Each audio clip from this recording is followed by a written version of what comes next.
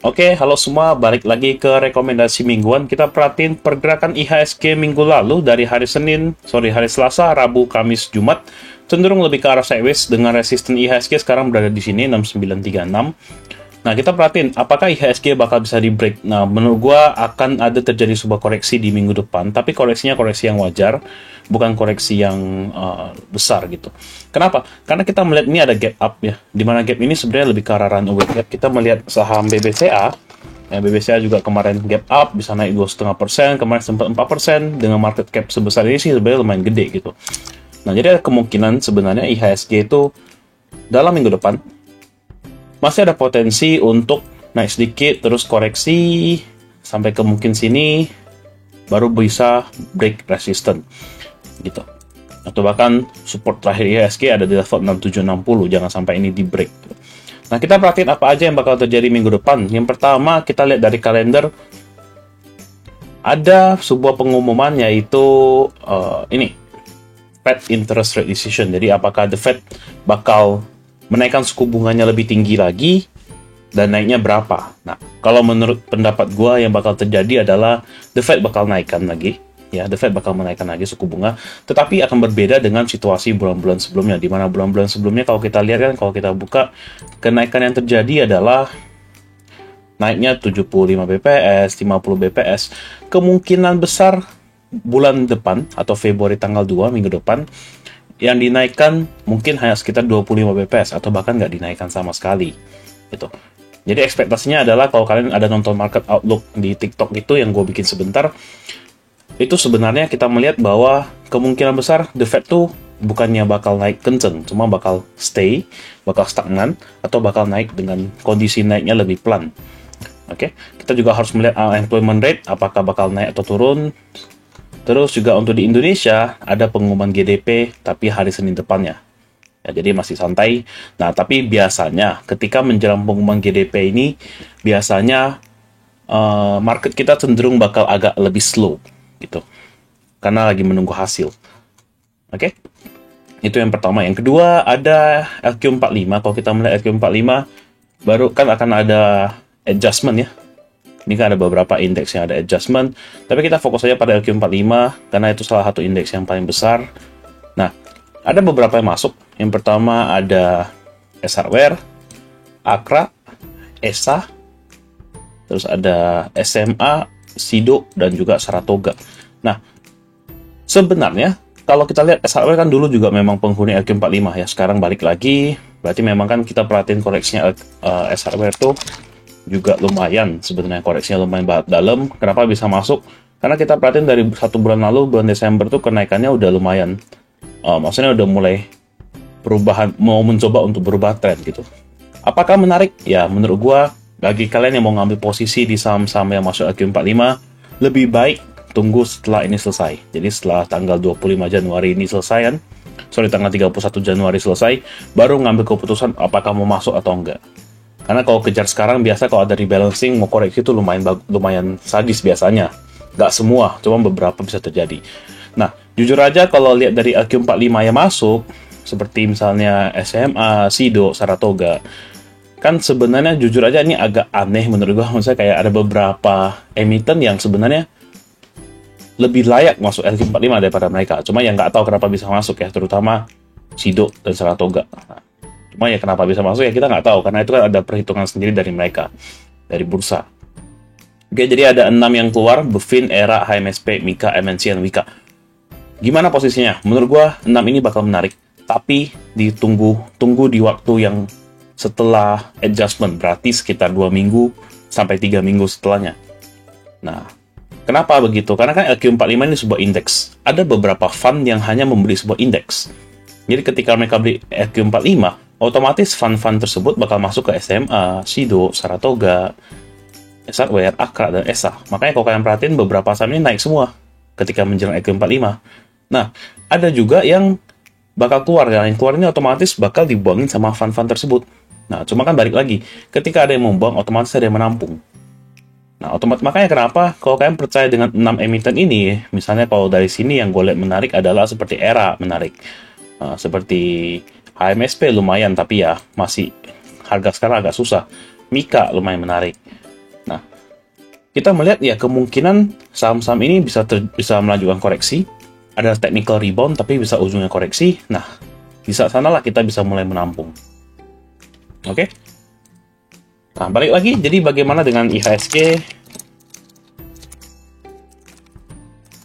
Nah, kita bakal tertekan, kita bakal fokus pada lihat DXY. Di mana DXY ini, prediksi gua adalah dia bisa melanjutkan kenaikan sedikit technical rebound. Tapi dengan fokus adalah DXY ada kemungkinan untuk turun ke bawah 100. Tapi nggak terjadi minggu depan, ya mungkin terjadi berapa bulan lagi gitu. Cuman long termnya bakal begini. Otomatis kita juga melihat USD dan IDR kita. Nah, yang kemarin rupiah kita udah mulai menguat, ini udah mulai bagus. Kenapa? Karena udah bisa bertahan di bawah 15.000. Nah, itu sangat bagus buat ekonomi kita. Nah, biasanya kalau rupiah turun, indeks kita bisa naik. Itu. Oke. Jadi kita harapkan rupiah bisa turun sampai ke 14.600, 14.700, itu lumayan bagus. Lumayan menarik. Oke.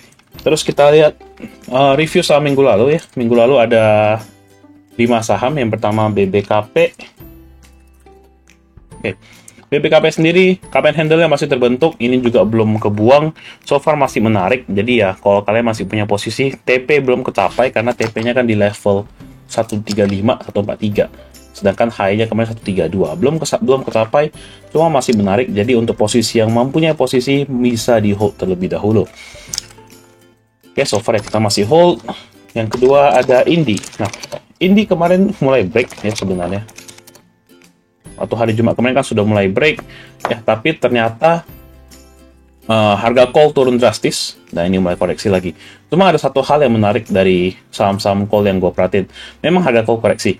Dan banyak perusahaan atau banyak fund yang udah nggak merekomendasikan saham-saham call lagi. Cuma gue melihat mungkin bisa terjadi sebuah technical rebound. Kenapa? Karena kita melihat Indi ini sebenarnya kalau biasanya ya ketika call koreksi, biasanya sahamnya langsung ARB, Indi, Adaro. Cuma nggak ARB. Jadi ini juga lumayan ketahan, hari Jumat juga rebound. Kalian perhatiin Adaro juga ya rebound kembali kemarin. Nah, apakah bagus untuk mengambil posisi? Saran gue sih ntar dulu aja. Sabar dulu. Cuma memang secara teknikal ini lumayan menarik. Kalau kalian perhatiin ini juga ada membentuk sebuah bullish divergence ya di Adaro. Dan di Indi kita lihat sama juga. Nah, ini belum gitu kebentuk karena Indinya koreksinya kurang dalam. Cuma secara momentum masih naik. Jadi sebenarnya masih menarik. Cuma ya memang karena harga call-nya koreksi lumayan parah, jadi otomatis kan banyak orang yang takut. Banyak orang yang mulai panik. Waduh, harga call koreksi ini mulai bahaya nih. Karena kan harga call udah menyentuh angka kepala 2 gitu. Oke.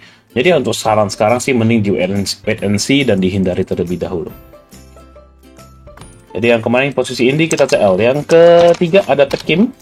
Oke. Tekim sendiri sebenarnya masih menarik. Ya, memang masih menarik. MA20 baru di break dan ini lagi sideways, lagi ranging aja, jadi ya nggak masalah. Sekarang perhatiin ada sebuah resisten di sini. 7.400, kalau 7.400 berhasil di break, ini otomatis kalau kalian perhatiin bisa membentuk sebuah pattern kecil yaitu inverted head and shoulder. Ya, jadi kalau kalian lihat di sini kan, oke, ini kan membentuk shouldernya, ini headnya, ini shouldernya. Nah, cuma ya agak kecil gitu.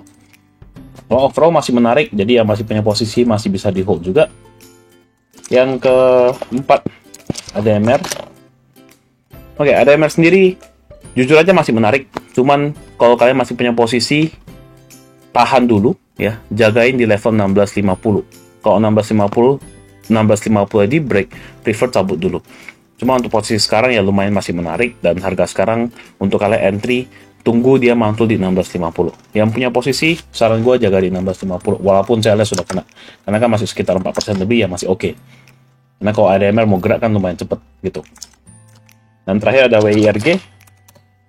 Oke, WIRG kita masuk di hari Senin, hari Selasa, langsung up, kenceng, dan ya ini harusnya pada kena TP. Karena kan WIRG kita juga call-nya di sini kemarin, hari Kamis. Oke. So, happy one untuk WIRG. Posisi sekarang bagaimana? Perhatiin ada resisten di sini. 172. Jadi kalau kalian lihat tabel di bagian saham-saham yang untuk copetan, itu WRG udah mulai hijau. Artinya apa? Artinya udah mulai hijau adalah kalian udah boleh consider untuk TP kalau mulai kempes. Jangan di hold lagi karena ada resistance belum di break. Kecuali resistennya lewat, ya itu masih bisa ditahan. Oke. Nah, untuk minggu depan ada 5 saham lagi. Yang pertama ada BRMS. Nah, BRMS sendiri gue nggak expect kalian untuk entry langsung HK, tapi lebih ke arah expect untuk entry ketika dia koreksi. Oke. Jadi kalau kalian perhatiin, BRMS sendiri kan udah naik lumayan kenceng nih. Ya, jadi kalau kalian tarik garis agak jauh ya. Ini tuh sebenarnya garis trennya udah di break. Ya, trennya udah di break, cuma agak kejauhan. Dengan situasi sekarang, tunggu entry di level 175 sampai 184. Oke, jadi BRMS entry di 175. Oke, sorry, jangan 184 sampai 181. Tunggu agak bawah daripada kalian buru-buru untuk entry di atas. Jadi 175 sampai 181, CL 173.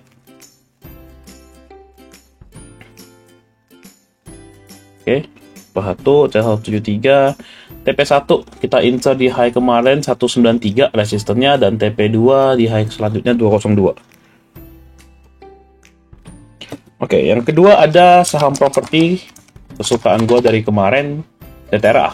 Nah, kenapa TTRA dibanding yang lain? Karena menurut gue yang menarik antara TTRA sama Sumarecon yang kalau dianalisa kemarin. Oke, kita lihat TTRA sendiri sekarang dari yang hari minggu lalu ini berhasil break resisten.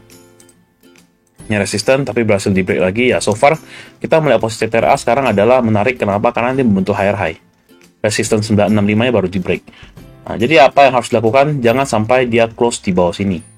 Karena kalau dia close di bawah sini, 930, itu kan berarti nggak berhasil membentuk higher high.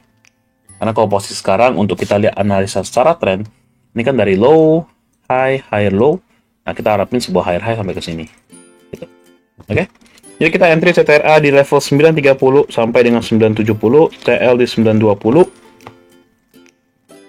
TP1 kita insert di atas ini, ya, 1020 dan TP2 di 1050. Oke, yang ketiga ada DKST. Nah, DKST menarik dikarenakan support yang lumayan kuat yaitu di daerah 123. 123 menjadi daerah pantulan di mana DKST biasa mantul di sini. Jadi kita mengambil sebuah momentum untuk DKST bisa bertahan di atas 123. Jadi kita entry 123 sampai dengan 127. CL kalau dia break 123 kita CL 122, 121 CL, 121 TP1 kita set di atas sini. 135 harusnya kecapai dan TP2 139. 121 TL, 135 TP1, 139 TP2. Yang keempat ada Prey. Nah, ini saham IPO. Jarang-jarang gue kalau IPO, cuma gue melihat IPO Prey ini lumayan menarik karena dia berhasil membentuk higher high, dia break resistance di sini, dan sebenarnya udah dipantau dari lama, cuma kan lagi nunggu break resistance lebih bagus daripada kita buru-buru entry. Oke, jangan sampai dia close di bawah 820, kita simple aja. Entry 795 sampai 820, CL 785. Oke, 785. TP1 kita insert di high sini, ini bisa. Coba kita lihat Fibo. Oke. Nah, 870 dan TP2 di 920. Oke, yang terakhir ada Yellow. Nah, ini sahamnya agak high risk ya. Cuma gue melihat ini menarik momentum untuk kalian mau trading dalam 1 minggu tuh lumayan enak. Karena naiknya tipis, naiknya cepet, terus juga secara harga kan murah. Jadi kan kalau naik 1 tick aja kerasa gitu.